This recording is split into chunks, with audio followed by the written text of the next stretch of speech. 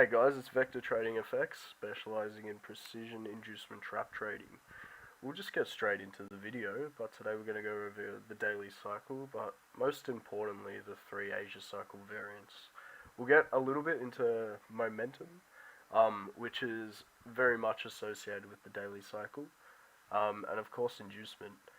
Now, just to start, before we get into these three setups, which I'll look for every day as an intraday trader, I'm just going to introduce you to how we see inducement.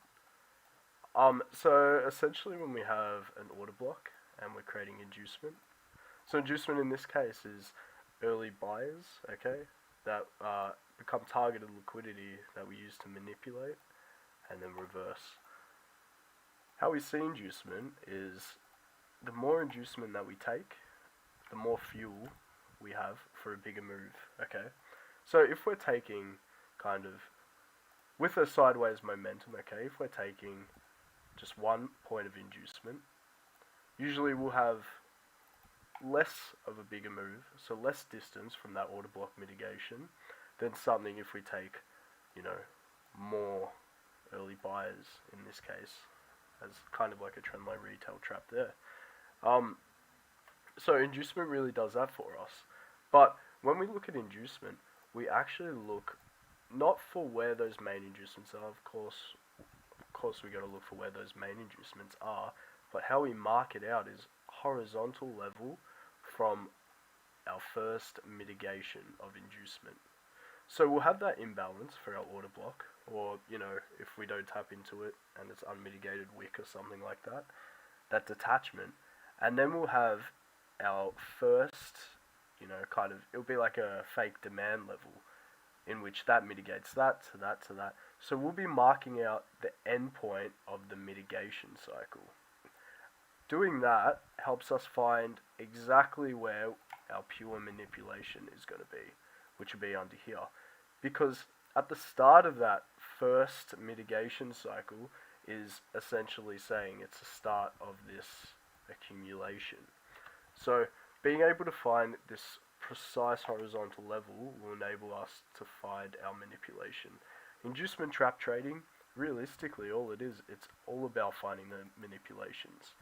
And on an intraday aspect, manipulations can be internalized within a kind of a range. And most often than not, people will wait until a high is taken to be able to look for their sells, okay? Which is completely fine as well. But what they're not understanding is that high is sprouting from another high with sell orders, okay? And we're kind of transferring that money into that money there and taking that inducement. And we're able to do that on a intraday level within ranges. So internalize inducement, super important. We'll go into the 1 hour and I'll find a quick example for you before we get into it. Let me have a look.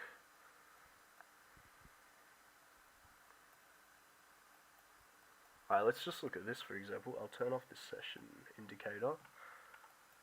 So this reaction here, okay, it clearly reacted from this IFC that came into the market, which is a nice supply zone. But before we can even look for something like this, we've got to find our inducement level. Now most people might say, you know, it's a trend line, which they're correct about, and they'll wait for that trend line, or they might say it's, I don't know, something to do with here. But what we're going to do is we're going to find that first point of mitigation where that inducement started. So we have that imbalance here. We have our refinement, okay, which obviously came from this original push, came up, it swept some liquidity, and then we pushed down again. So these sell orders are being arrested here that we're looking to mitigate into, which we do. But inducement wise will be here, because that's the start of our mitigation cycle, right? And then because this mitigated this and this and this, it's finding that precision point of accumulation, which will enable us to find our precision point of manipulation, okay? And then the idea is that this is our phase 1 up here, and then our phase 2 will be on a lower time frame. So in this case, it's a 1 hour order block, so we'll hop onto the 5 minute. More about that in our group, but from this point here, we grab what we call our vector level. We have some internalized phase 2 here, some imbalance, so some detachment, and then we could have had our trade from this point here. Okay, trading down into our next potential horizontal mitigation inducement level. Okay, so back to where we were. I'll get off this. Now, based on how we see inducements, we can kind of structure how we can see our different Asia cycle variants. Okay, so how I look at this is for an intraday perspective, where I'll be finding that horizontal mitigation inducement level, and then waiting for that raid. Okay, so just let's look at type 1 first. Type 1's Asia adds to the phase 1 inducement. So phase 1 inducement, like I said, is for when we have an order block and we need to mitigate that order block. The lower time frame is a phase 2, which also has different types, but we won't go over that today. But essentially what type 1's going to do is we're going to have our phase 1 inducement level here. So our horizontal phase 1 inducement level here. Meaning that our manipulation is going to be just here, just below that horizontal level. Okay. Now, Asia doesn't have to make up the whole phase 1, and that's why I said it can add to phase 1 here. So we'll look at some examples soon. But essentially, even if Asia was just here, for example, it's still within our phase 1 level for our order block of interest, okay, which we can draw up here. Because of that, it adds to the inducement for this, and then we can look for our lower time frame entry from here. So that's type 1, and that's the most common one we can get. Type 2 is Asia mitigates high volume orders. So within Asia, we actually have manipulation, okay. Often we have manipulations during the London or the magic minute timings, but sometimes in Asia, we can actually have a manipulation and then create a playable order block from there. So come Frankfurt and London, we have a sweep of inducement, and we can trade from the order block that formed during Asia. So what we need to see is a nice manipulation in Asia, grabbing high volume orders to the left. So we'll be grabbing orders from here. We'll be moving those orders through, holding those orders here. We'll create detachment and inducement, because we always got to take our people to feel big moves, and that's what we want to get in on. And from that mitigation, we can look to sell. Now, our last one's an Asian whipsaw, a little less common, but it's when we take out the highs and lows of Asia rapidly. So Frankfurt and London, take it out. Sometimes we might hit into order blocks on the upside and downside, okay? And we can actually trade from both of them if we're lucky. Now, London will usually just have its push, Frankfurt will have its push, but most often than not, in New York, we retest kind of one of these manipulations, and then we continue. Not always will this happen, and this is a very clean scenario if we can take out both sides of liquidity into clean order blocks. But otherwise, what can happen is we just end up having a choppy day where we take out the highs and lows with no clear direction. Okay, so either way, if we have a clean setup like this, we can take advantage of 1, 2, and 3 trades without having a heavy bias of what's going on in the market using our whipsaw setup. Okay. Just looking back at what I wrote here, this one's an inducement-based entry from Asia, and we create targeted liquidity. So I forgot to mention that just because the bottom side here is adding to inducement doesn't mean this top side's not doing anything. Often we'll have a liquidity build-up to enter our POI, like a trend line or something, where all the price is mitigated. And the idea is we can't use already mitigated price, okay? So once we run, that last point of supply, we just boom, and we take the high, and we can partial that high, or however we like to do it, based on our targets. So let's get into some actual examples here. I marked one up, just because it was super clean, and I'll just talk you through it. Let me put on my session indicator. Okay, so Euro GBP, this was just the other day really. We had that break in the market. Okay, we're following bearish order flow. Here, the cause of this break was unmitigated, okay? So what are we going to do? We're going to find that first point of mitigation, because this mitigated this, which mitigated this, and as you can see, we respected that inducement until we entered manipulation times, okay? So super important. But straight off the bat, what is this Asia? It's Asia adds to phase 1. Why is it Asia adds to phase 1? Because if our inducement level is here, we're under this inducement level, and we've respected it. And what have we done to the bottom side? We've created kind of that trend line liquidity where we're building up some orders for us to take as targets, okay? 15-minute order block, our rules for that is to go on the 1 minute, so we'll hop on the 1 minute. Just find it again. So we tap into our POI here, okay? And once again, we have kind of this trend line movement acting as our inducement. But like I said, what we do is we get that horizontal level. That's that last point of mitigation into our imbalance order block. We have different types of order blocks listed in our in the full strategy ebook, but you can identify that this is a nice imbalance order block. We take that out, this being our pure manipulation, okay? And from there we can trade, you know, from this 5-minute order block that formed with our final inducement, or we can trade from this point here, depending on what you're comfortable with your stop loss being. But this one here is the trade that we got into, which was great. And then we're creating in Asia that bottom side trend line liquidity, okay? So here being our manipulation, trading from our manipulation and waiting for our second phase. Let's go back on the 5-minute and we'll identify some other Asia session ones. Okay, we'll get out of that. So here we got another one. So always looking back at the high time frame because it controls exactly what movements we're going to get in the lower time frame. We look back here, we have a break, okay?